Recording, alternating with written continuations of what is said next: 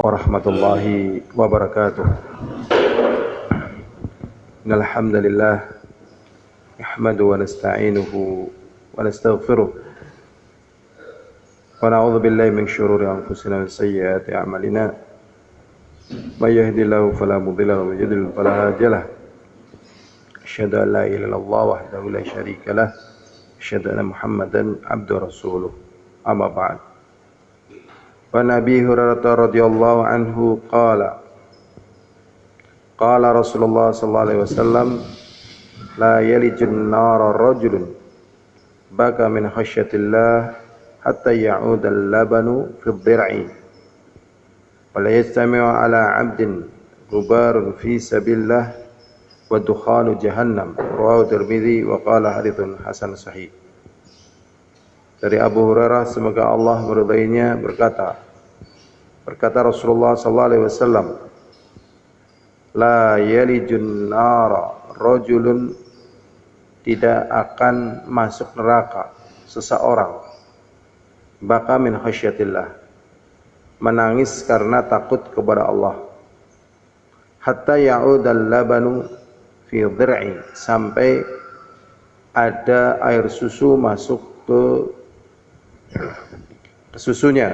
Jadi air susu masuk ke dalam susunya. Maksudnya tidak mungkin terjadi, karena air susu yang sudah keluar yang nggak mungkin bisa masuk lagi.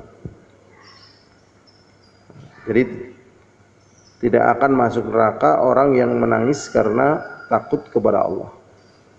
Takutnya di sini karena dengan ilmu, karena menggunakan kata khasyah, sehingga dia menangis, tahu akan siksanya, tahu akan azabnya, juga tahu akan rahmatnya, tahu akan surganya, tahu akan hikmahnya, akan ilmunya Allah. Dia menangis kepada Allah. Ini tidak akan masuk neraka sampai ada air susu masuk ke dalam susunya. Air susu binatang zahirnya ini.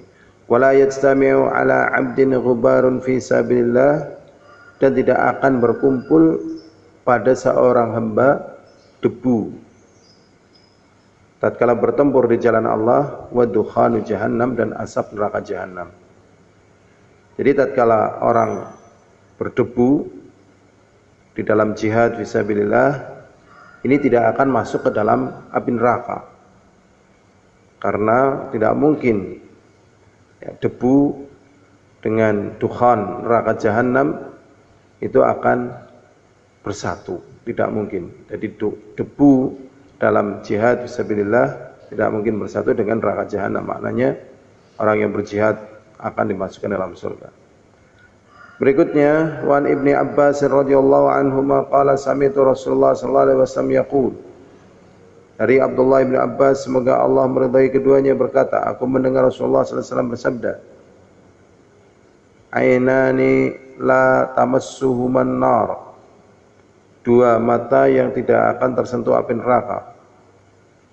Ainun bakat min khasyatillah, yang pertama mata yang menangis karena takut kepada Allah. Wa ainun batat tahrusu fi sabilillah, dan mata yang tertidur tatkala dia berjaga-jaga di jalan Allah. Jadi matanya sampai tertidur ya karena saking capeknya jaga-jaga di jalan Allah Subhanahu wa taala. Ini berarti menunjukkan ya pentingnya berjaga-jaga.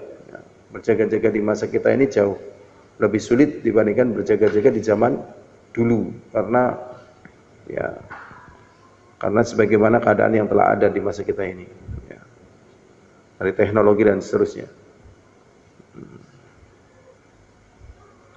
Berikutnya hadirin azani wa azakumullah, an Zaid bin Khalid radhiyallahu anhu anna Rasulullah sallallahu alaihi wasallam qala man jahaza ghaziyan fi sabilillah faqad ghaza wa man khalafa ghaziyan fi ahlihi bi khairin faqad ghaza, muttafaqun alaih. Dari Zaid bin Khalid, semoga Allah meridainya, sesungguhnya Rasulullah SAW bersabda, barang siapa yang menyiapkan perbekalan perang di jalan Allah, faqad ghaza, maka sungguh dia telah ikut berperang. Ini yang menyiapkan perbekalan. Ya, kuda, baju besi, tombak, panah dan sebagainya. Nah, ini di masa dulu, di masa sekarang ya lain ya. Aman khalafa ghaziyan fi ahlihi, dan barang siapa yang memberikan kecukupan kepada para mujahid, orang yang berperang di jalan Allah, memberikan kecukupan kepada keluarganya, bi khairin, dengan baik, faqad ghaza, maka sungguh dia telah apa? Berperang. Jadi perang ini banyak sekali ya, kelengkapannya, sampai keluarga-keluarga yang ditinggal ya, maka mereka yang ngurusi keluarga yang tinggal ini ya dapat pahala sebagaimana mereka yang berperang. Berikutnya an Abi Umamah radhiyallahu anhu qala qala Rasulullah sallallahu alaihi wasallam afdhalus shadaqat dhillu fustatin fi sabilillah.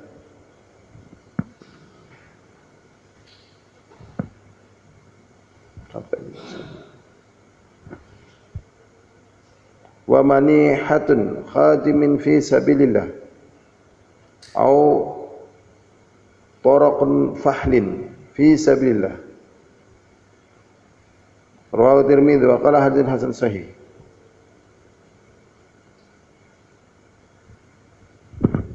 Dari Abu Umamah semoga Allah meridainya berkata Rasulullah sallallahu alaihi wasallam, seutama-utama sedekah adalah dhillu fustatin fi sabilillah. Dhillu fustatin fi sabilillah. Coba kita lihat di sini ada gharibul hadisnya. Ini di sini ada. Gharibul hadis, al-fustat baitun min sya'rin. Gharibul hadis, al-fustat adalah baitun min sya'rin, rumah dari bulu. Jadi seutama-utama sedekah adalah ya dhillu fustatin, ya naungan rumah dari bulu. Ini menunjukkan betapa apa sederhananya. Jadi kalau ya kayak semacam tenda kalau bahasa kita ya, ini mewah ya. Nah ini kulit, karena kulit itu kan sesuatu yang pasti dijumpai tatkala mereka menyembelih kambing atau sapi. Ya, nah itu kulitnya nanti untuk bikin naungan. Nah, kardus nggak ada kardus, ya kan? Apalagi kayu-kayu nggak ada. Adanya kulit. Jadi mereka memang pakainya kulit buat naungan di sini. Buat naungan. Mungkin ya cuma patok taruh kulitnya sehingga di bawahnya itu naung. Ini seutama sedekah. Ya, diterjemahkan mudahnya yang orang mudeng tadi tenda ya, mudeng. Fi sabilillah, di jalan Allah. Wa manihatu khadimin fi sabilillah. Manihah di sini apa? Di sini manihah tidak ada. Qaribul hadis ustaz atau an-naqah allati balagat. Wa manihatu khadimin fi sabilillah. Manihah ya pelayanan ya seorang pembantu di jalan Allah. Au turuqatu fahlin. Turuqatu fahlin yaitu an-naqa allati balagat ay taraqaha al-fakhl.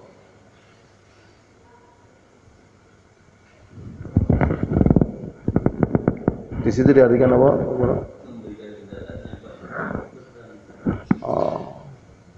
Turuqatu fakhlin. Kalau turuqatu fakhlin di sini an-naqa allati balagat ayat ruqha al-fakhlu.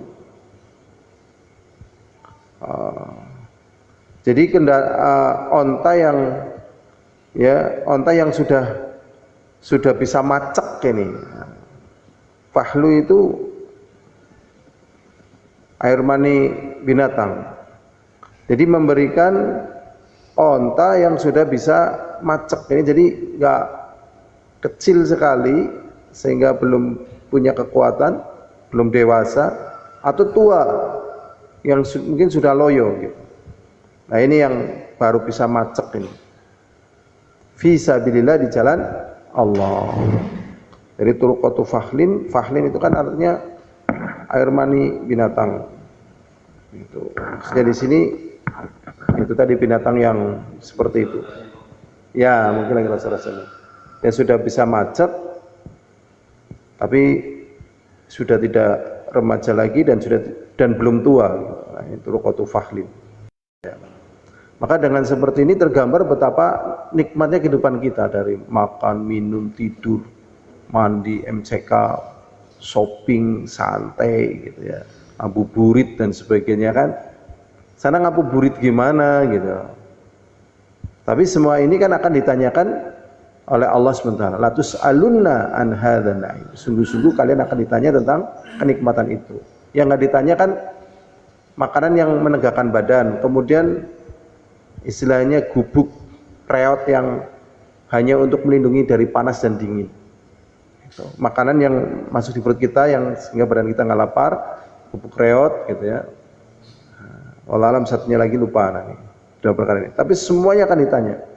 Semuanya akan ditanya oleh Allah Subhanahu wa taala. Jadi sebenarnya kita dalam aslinya itu dalam puncak apa?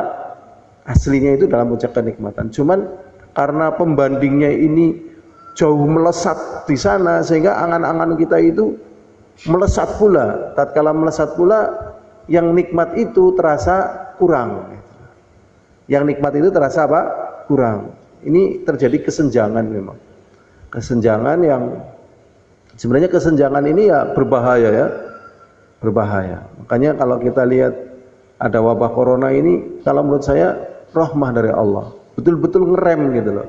Betul-betul ngerem segala hayalan dan ambisi karena adanya hal yang ditakuti oleh manusia, mungkin kematian gitu. Kematian akan menghilangkan segala angan ya kan. Takut mati gitu. Cuman ada hal yang Ustaz Abu Hazim itu saya dengar itu di audio beliau itu tentang masalah tidak menyolati orang yang meninggal karena wabah. Ini berbahaya. Karena memang ya, kena corona ya mati, nggak kena corona ya mati. Kalau upaya menjaga kesehatan tetap, ya, menjaga kesehatan tetap. Tetapi hal-hal yang menjadi hak, ya hal-hal yang menjadi hak untuk mendapatkan ampunan dan seterusnya ini tetap harus diberikan. Doa dan sebagainya susah. Masya Allah. Sebenarnya kehidupan agama seperti ini betul-betul sebagai pencerah. Namanya pencerah ini sebenarnya mengembalikan manusia pada apa sih yang dibutuhkan oleh manusia. Dan sebenarnya letak kehancuran kehidupan manusia itu karena takut hancur. Berapa banyak manusia itu takut hancur, disitulah dia hancur.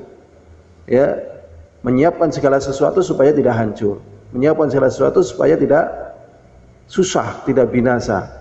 Tapi dia lupa akan hal-hal yang dibutuhkan ya, oleh mereka ya untuk bahagia mereka, untuk keselamatan mereka. Makanya di dalam ayat-ayat sebelumnya ya Allah SWT mengatakan asa antakrahu syai'an wa huwa khairul lakum. Bisa jadi kamu tidak suka terhadap sesuatu, padahal itu bagus bagi dirimu. Yang di sini yang dibahas adalah tentang masalah jihad. Gak suka, padahal itu bagus bagi dirimu karena akan merefleksi sekian banyak hal-hal yang terduga sebelum datangnya jihad. Wa asa an tuhibbu syai'an wa huwa syarrul lakum. Dan bisa jadi kamu cinta terhadap sesuatu padahal itu jelek bagi dirimu, meninggalkan jihad. Cuman jihad saat ini adalah dengan ilmu yang akan merefleksi gitu ya, merefleksi. Hal yang demikian ini memang butuh kepekaan sehingga apa yang dimaukan oleh manusia lari dari perkara yang ditakutkan dan mendapatkan apa yang dia inginkan teraih.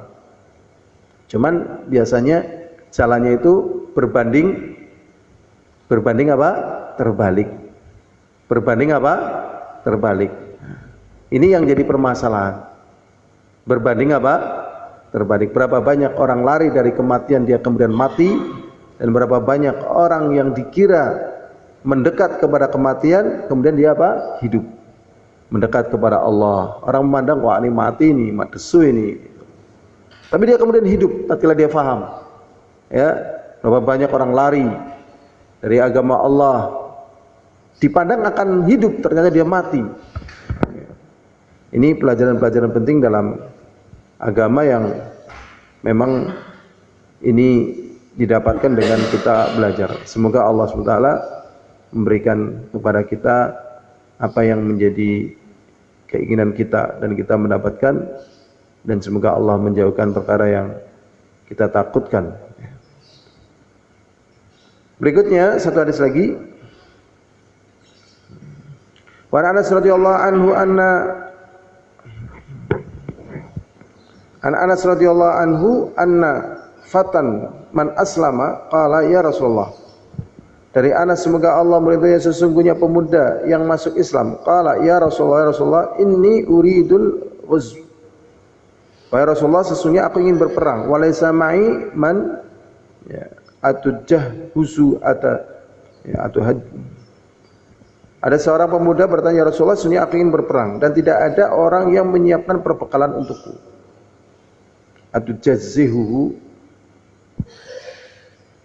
bihi. Qala, kemudian Rasulullah mengatakan, i'ti fulan, datangilah olehmu fulan. Fa inna qad kana tajahhaza fa marida. Sungguh dia tadinya sudah mempersiapkan diri kemudian sakit. Berarti di sini memang segala sesuatu membutuhkan apa? Persiapan. Jadi kalau orang mengatakan, engkau kan bisa dewek, susah. Betuli tayang dewek, susah. Memang dalam keadaan darurat, secara umum orang akan tayang gitu ya. Orang akan tayang. Tapi nilai tayangnya ini sejauh mana gitu. Nilai tayangnya ini, nilai kemampuannya sejauh mana gitu. Sedangkan derajat surga berbeda-beda. Tentunya mereka yang memiliki persiapan lebih, ini pahalanya lebih besar. Jadi di antara sahabat tadi ada pemuda yang ingin jihad tapi tidak mampu menyiapkan perbekalannya. Tetapi ada di antara mereka yang mampu menyiapkan perbekalannya untuk diri sendiri dan juga perbekalan untuk orang lain. Dia mampu untuk dirinya dan juga membiayai perbekalan untuk orang lain. Kenapa kok ada yang seperti ini? Kembali kepada apa? Ya persiapan masing-masing. Jadi persiapan itu memang penting. Ya, persiapan itu penting. Ya, seperti persiapannya orang-orang yang berpuasa menahan nafsu, ya, syahwat dan sebagainya. Ya, ini tentunya lebih melatih mereka untuk kuat, ya, untuk kuat menjumpai hal-hal yang ya dia tidak mungkin mendapatkannya karena adanya halangan-halangan. Ya. Nah, ini yang berpuasa dan berhasil, maka dia lebih kuat. Karena tidak mesti manusia itu ya dalam seluruh keadaan hidupnya bisa meraih apa yang dia inginkan. Berikutnya, fa innahu kana tajahhaza famarida. Sesungguhnya orang ini sakit. Sesungguhnya orang ini sudah menyiapkan untuk jihad kemudian sakit. Fa atahu, kemudian pemuda ini mendatanginya. Faqala, kemudian mengatakan, inna Rasulullah, sesungguhnya Rasulullah sallallahu alaihi wasallam yukriku salam, mengucapkan kepada engkau salam. Wa yaqul, tentunya dia menjawab waalaikumsalam, ya. Sesungguhnya Rasulullah mengucapkan pada dirimu salam. Ya, tentunya orang ini menjawab waalaikumsalam warahmatullahi wabarakatuh. Kemudian pemuda ini mengatakan, i'tini, ya, setelah ngobrol tentunya, i'tini alladzi tajahhazta bihi. Berikan kepadaku apa yang kau telah siapkan untuk perbekalan fulan. Untuk perbekalan perang. Qala ya fulan. Kemudian mengatakan, wahai fulan, a'tiyahu alladhi kuntu ya tajahhaztu bihi. Wahai fulan, berikanlah itu ya kepada orang yang aku telah menyiapkan perbekalan tersebut. Walatah bisi anhu syai'an, dan janganlah engkau halangi aku dari memberikan itu semuanya, ya, dari memberikan ya itu semuanya. Jadi jangan engkau halangi aku sedikit pun dari mendapatkan perbekalan itu.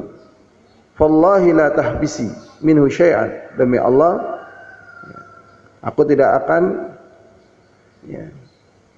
Oh, dia berarti bilang kepada istrinya. Ini bilang kepada istrinya, wahai fulana, maksudnya fulana di sini nama istrinya, wahai fulana, berikanlah kepadanya apa yang telah aku persiapkan untuk perang. Jangan kamu sisakan, bahasa kitanya itu.